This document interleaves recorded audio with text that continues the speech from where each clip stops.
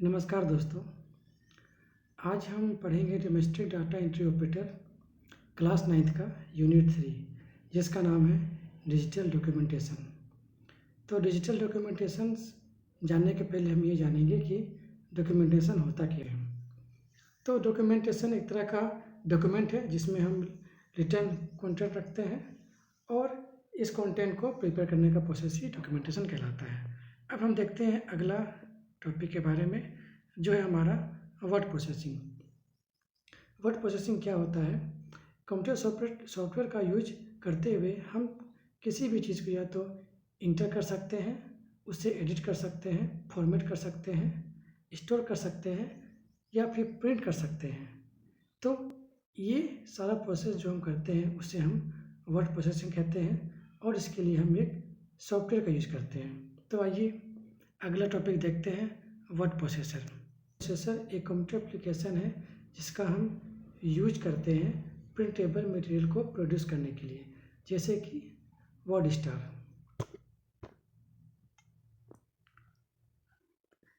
अब इसके बाद हम देखते हैं कि टाइपराइटर क्या है।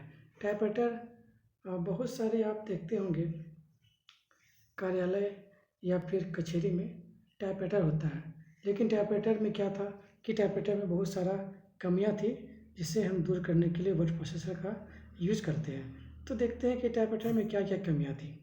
तो सबसे पहले हम देखते हैं, टाइपिंग एरर हो जाता है तो हमें पूरे सीट को फिर से टाइप करना पड़ता है। मतलब कि टाइपिंग करने वक्त अगर हम इसको फिर से नया से करना चाहें तो हमको पूरा पेज बदलना पड़ता है।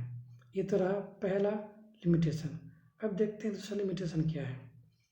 सेकेंड लिमिटेशन में यह है कि अगर हमें एक से ज़्यादा लेटर को टाइप करने हैं तो हमें उससे एक से ज़्यादा टाइप करना होगा, जबकि वर्ड प्रोसेसर में ऐसा नहीं है। हम एक लेटर को लिए उसे कॉपी पेस्ट करके हम एक से ज़्यादा लेटर बना सकते हैं।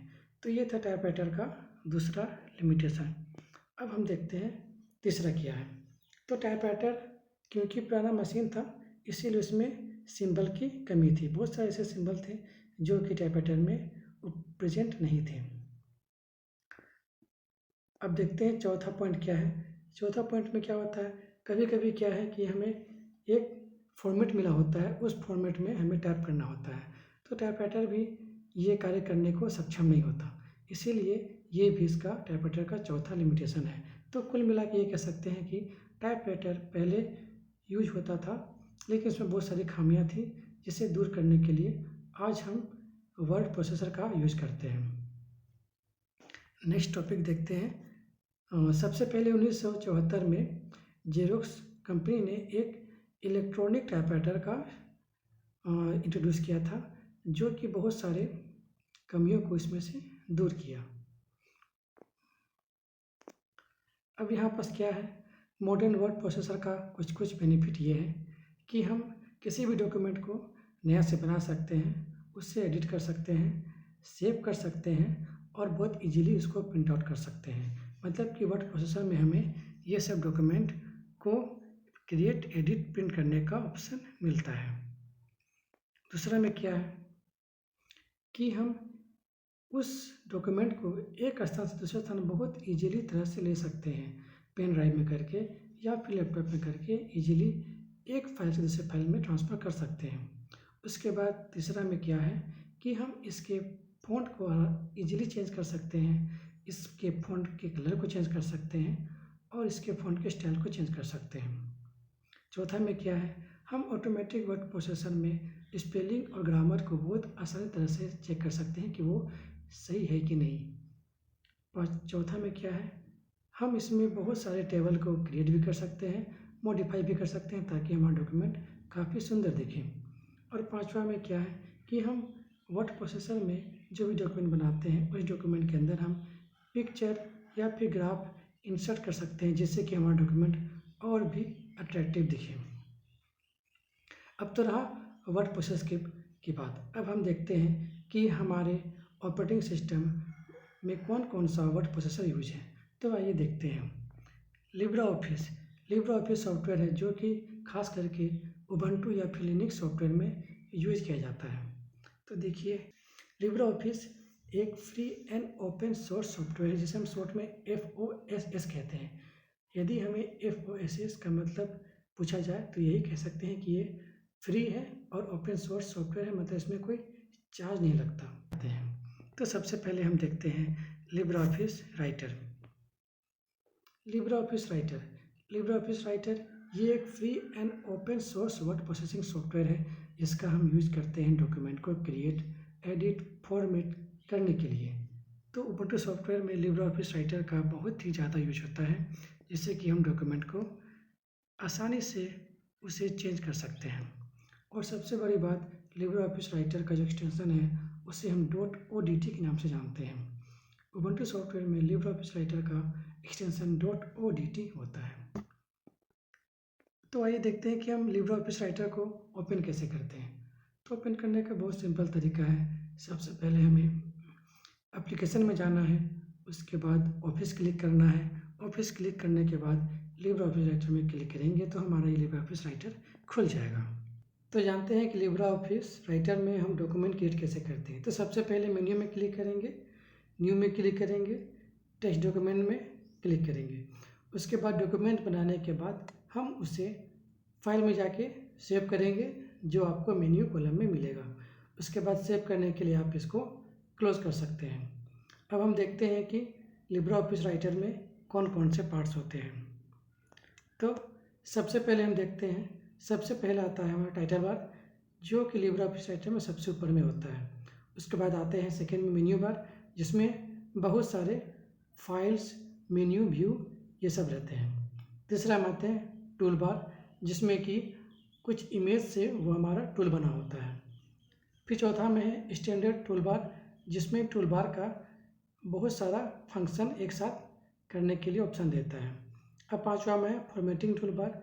फॉर्मेटिंग टूल बार का यूज होता है कि एक टूल बार जिसका फॉर्मेट होता है, उससे हम फॉर्मेट को हम यूज करके अपना लिब्रे ऑफिस राइटर में काम करते हैं। छठा में है स्टेटस बार, जो कि लिब्रे ऑफिस राइटर के सबसे नीचे में होता है। फिर सातवां में है स्क्रॉल बटन एंड स्क्रॉल बार। इसका ये होता है कि अगर हमारा कोई पेज लिब्रे ऑफिस राइटर से बाहर जा रहा है तो उसे हम स्क्रॉल करके अप एंड डाउन कर सकते हैं। फिर आठवां में है हमारा जूम का यूज करके हम किसी भी पेज को मिनिमाइज या फिर मैक्सिमाइज कर सकते हैं। अब हम देखते हैं कि इसमें कर्सर मूवमेंट का क्या काम है। तो कर्सर मूवमेंट में हम सबसे पहले यूज करते हैं Ctrl+ होम। मतलब मान लीजिए हम कोई डॉक्यूमेंट बना रहे हैं और डॉक्यूमेंट का फर्स्ट लाइन का फर्स्ट वर्ड पे जाना है, तो हम सीधे अगर Ctrl+ होम करेंगे तो हम डायरेक्ट उस पेज के फर्स्ट लाइन के फर्स्ट वर्ड पे जा सकते हैं। इसी तरह यदि हमें उस डॉक्यूमेंट के एंड में जो लास्ट लाइन है उसके लास्ट वर्ड पे जाना है, तो उसके लिए हम कंट्रोल इंड का यूज करते हैं। मतलब कि कंट्रोल होम का यूज करके हम डॉक्यूमेंट के बिगिनिंग में पहुंच सकते हैं और कंट्रोल इंड का यूज करके हम लोग डॉक्यूमेंट के एंड में पहुंच सकते हैं। तो ये रहा कर्सर मूवमेंट का काम। अब देखते हैं हमारा माउस पॉइंटर। माउस पॉइंटर आपको स्क्रीन में दो तरह का दिखता है। एक जो आपका स्क्रीन के चारों ओर घूमता है एरो की तरह, उसे हम एरो पॉइंटर कहेंगे। और एक हमारा बीच में एक माउस पॉइंटर जो कि हमेशा ब्लिंक करते रहता है। जैसे हम कुछ भी चीज़ टाइप करेंगे, उस बीच में अगर कर्सर आ गया तो वो ऑटोमेटिक वहाँ पर जाके वो ब्लिंक करते रहता है। अगला है डॉक्यूमेंट एडिटिंग करने का। तो देखिए, डॉक्यूमेंट एडिटिंग में सबसे पहले होता है अनडू एंड रीडू। अनडू का यूज़ क्या है और रीडू का यूज़ क्या है। अनडू का मतलब हो गया कि अगर हम कोई चीज़ टाइप कर रहे हैं और अगर वो गलती से मिट गया तो उसे हम अनडू करके वापस ला सकते हैं। और अनडू का शॉर्टकट की होता है Ctrl+Z। उसी तरह आपका है रीडू। रीडू का यूज क्या होता है कि मान लीजिए अगर हम कोई टाइप कर रहे हैं, अगर वो गलती से मिट गया और अनडू करके हम वापस उसको ले आए, फिर हम चाहते हैं कि वो मिटा हुआ टेक्स्ट वापस आए, तो उसके लिए हम रीडू यूज करते हैं। तो रीडू का हमारा शॉर्टकट की होता है Ctrl+Y। अब बी में देखते हैं एडिटिंग डॉक्यूमेंट का। तो पहला है मूविंग एंड कॉपिंग टेक्स्ट। मतलब कोई भी टेक्स्ट को मूव करने के लिए ये Ctrl+X करके हम उस टेक्स्ट को वहाँ से हटाकर कहीं और जगह पेस्ट कर सकते हैं और कंट्रोल बी का यूज़ करके हम लोग पेस्ट हो सकता है। अब सी में है copy and paste. Control C का यूज़ करके हम कॉपी कर सकते हैं और कंट्रोल बी का यूज़ करके हम पेस्ट कर सकते हैं। डी ऑप्शन में है फाइंड एंड रिप्लेस। अब क्या होता है, जैसे हम कोई डॉक्यूमेंट टाइप किए, उसमें हमें एक वर्ड फाइंड करना होता है। अगर वो वर्ड बहुत ज़्यादा होता है और हमें ये ढूंढना है कि वो वर्ड कहाँ पास है, तो उसके लिए हम लोग कंट्रोल F टाइप करेंगे और उस वर्ड को टाइप करेंगे। तो जैसे मान लीजिए हमने कोई वर्ड लिखा है राइटर, और उस राइटर को हमें फाइंड करना है, तो सिंपली कंट्रोल F टाइप करके उस राइटर को लिखेंगे और फाइंड में ओके करेंगे, तो हमारा जितना भी राइटर वहाँ लिखा हुआ है वो सारा कुछ वहाँ दिख जाएगा। और अगर हम उस राइटर को रिप्लेस करना है किसी और वर्ड से, तो हम रिप्लेस का भी ऑप्शन देता है। उस राइटर को लिख के जिस वर्ड को रिप्लेस करना है वहाँ वो वर्ड भर देंगे, ओके करेंगे, तो जहाँ जहाँ राइटर है वहाँ इस वर्ड को हमें रिप्लेस करना है वो हट जाएगा। अब ई में देखते हैं jumping to the page number. अब क्या होता है कि लिब्रियोफिस राइटर में हम जो भी टेक्स्ट लिखते हैं, कभी कभी वो 3-4 पेज में हो जाता है। बड़ा टेक्स्ट होता है तो 3-4 पेज में होता है, और हम चाहते हैं कि 4 पेज हमारा बन गया, तो हमें अगर चौथा पेज बचाना है तो उसके लिए हम सबसे नीचे में पेज नंबर होता है, तो उसमें डायरेक्ट हम जंप करके दूसरा पे जा सकते हैं। मतलब पेज नंबर जंप करने के लिए भी एक ऑप्शन देता है। फिर है F non printing character. Non printing character का मतलब ये हो गया कि हमने भले ही डॉक्यूमेंट में वो वर्ड टाइप किया हो, लेकिन हम चाहते हैं कि वो कैरेक्टर प्रिंट ना हो, तो उसके लिए नॉन प्रिंटिंग कैरेक्टर का भी यूज करते हैं। मतलब वो वर्ड में तो होगा लेकिन वो प्रिंट नहीं होगा। अब जी में देखते हैं चेकिंग स्पेलिंग एंड ग्रामर। ये तो पहले बताया गया था कि हम किसी भी वर्ड प्रोसेस सॉफ्टवेयर में हम ग्रामर को इजीली चेक कर सकते हैं। अब हमारे पास है अगला टॉपिक फॉर्मेटिंग और डॉक्यूमेंट। मतलब कि किसी भी डॉक्यूमेंट का हम पेज सेटअप या फिर उसका फॉर्मेट सेट करने के लिए हम फॉर्मेटिंग डॉक्यूमेंट का यूज करते हैं। अब सबसे बड़ी बात है common text formatting. Common text formatting में क्या क्या होता है कि उसका साइज, स्टाइल या फिर कलर को अपने हिसाब से चेंज कर सकते हैं। अब नेक्स्ट है चेंजिंग टेक्स्ट केस। जनरली 6 तरह के केस ऑप्शन हमारे पास मिलते हैं। सबसे पहला अपर केस, जिसमें कि सारा का सारा लेटर हमारा अल्फ़ाबेट में और बड़े लेटर में होता है। सेकेंड में है लोअर केस। लोअर केस में हमारा सारा अल्फ़ाबेट स्मॉल लेटर में होता है। और साइकिल केस में क्या होता है कि प्रत्येक सेंटेंस का पहला वर्ड कैपिटल होगा, बाकी नेक्स्ट वर्ड स्मॉल होगा। अब सेंटेंस केस में क्या होता है कि सेंटेंस केस में हमारा पूरे सेंटेंस का फर्स्ट वर्ड ही केवल कैपिटल होगा, बाकी सारे का सारे जो वर्ड है वो स्मॉल होंगे। अब कैपिटलाइज्ड एवरी वर्ड, मतलब प्रत्येक वर्ड को इसमें कैपिटल कर सकते हैं। फिर होता है टॉगल केस। टॉगल केस में क्या है कि ये साइकिल केस का जस्ट उल्टा होता है। टॉगल केस में आपका फर्स्ट लेटर स्मॉल होगा और बाकी सारे लेटर कैपिटल होंगे हर एक सेंटेंस में। अब देखते हैं सुपरस्क्रिप्ट और सबस्क्रिप्ट। सुपरस्क्रिप्ट क्या होता है कि हमें जैसे मान लीजिए फर्स्ट लिखना है, तो फर्स्ट में एक नंबर आपका बड़ा होता है और बाकी का एस छोटा होता है, तो इसे हम सुपरस्क्रिप्ट कहते हैं। उसी तरह हम देखते हैं सबस्क्रिप्ट। सबस्क्रिप्ट में क्या होता है कि फर्स्ट लेटर बड़ा होगा और सेकेंड लेटर छोटा होगा, लेकिन वो नीचे की ओर होगा। जो छोटा लेटर नीचे की ओर हो उसे सबस्क्रिप्ट कहते हैं, और अगर छोटा लेटर ऊपर की हो तो उसे सुपरस्क्रिप्ट कहते हैं। अब देखते हैं पैराग्राफ स्टाइल। पैराग्राफ स्टाइल में टाइटल आता है, इसका हेडिंग आता है और सब टाइटल आता है। मतलब कि हम अपने हिसाब से पैराग्राफ स्टाइल यूज़ करते किसी को भी टाइटल यूज़ करके इसको बड़ा या छोटा कर सकते हैं। अब देखते हैं एलाइन पैराग्राफ। एलाइन पैराग्राफ का मतलब ये हो गया कि हम इसे कहाँ से शुरू करना चाहते हैं। अगर लेफ्ट से शुरू करना चाहेंगे तो ये लेफ्ट से स्टार्ट होगा, राइट से शुरू करना चाहेंगे तो राइट से, सेंटर से करेंगे तो बी से स्टार्ट होगा, और अगर जस्टिफाई से करेंगे तो ये हमारा चारों तरफ से एक बॉक्स का बनते हुए टाइपिंग होगा। मतलब लेफ्ट राइट कहीं भी ये नहीं छोड़ेगा, एक साथ वो टाइप होते रहेगा। अब नेक्स्ट है using the bullet and numbering.